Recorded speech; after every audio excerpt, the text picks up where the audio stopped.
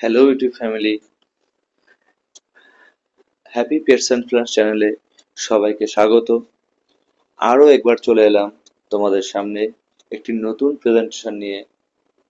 হ্যাঁ, এটাই হচ্ছে আমাদের দেশি খরগোশ বা লোকাল খরগোশ বা দেশি র্যাবিট বলে আমরা জানি।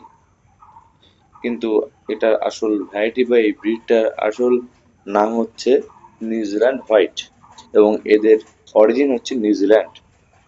যেমনটা আমরা টার্কিশ অ্যাঙ্গোরাটাকে বলি বা ইংলিশ অ্যাঙ্গোরা বলি বা বেলজিয়াম ভ্যারাইটি গুলো বলি, ওগুলো যেমন বাইরের ব্রিড, ওরকম এরাও বাইরেরই ব্রিড, কিন্তু খুব ভালোভাবে আমাদের দেশে অ্যাডাপ্টেশন করে নেওয়ার কারণে এবং এদের সমস্ত রকম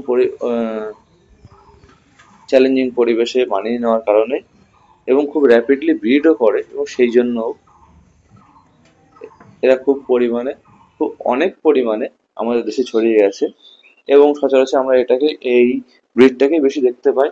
তার জন্য আমরা একে সাধারণত দেশি খরগোশ বলে জানি, কিন্তু দেশি খরগোশ মোটেই নয়।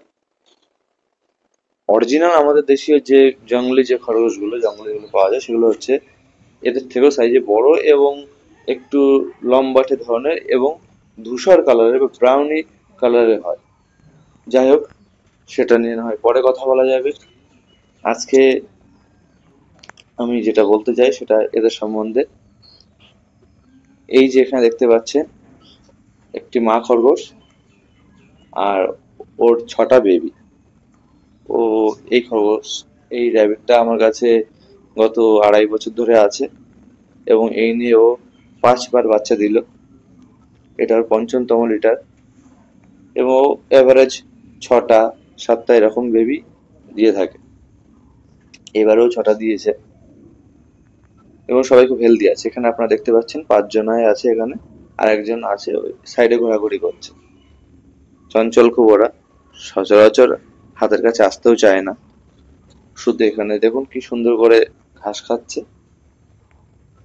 দূর্বা ঘাস ওদের খুব ভালো লাগে।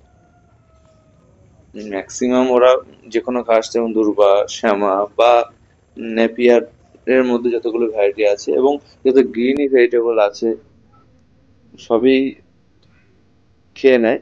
তবুও আমি সাজেস্ট করব, তোমরা যদি কেউ এটা পেট হিসেবে রাখতে চাও বা যদি ব্যবসায়ী ভিত্তিক ভাবেও যদি ওকে যদি ফার্মিং করতে চাও, তো সব থেকে বেশি যেটা ওদের হেলদি বা ওদের হেলথকে ভালো রাখে সেটা হচ্ছে দূর্বাঘাস।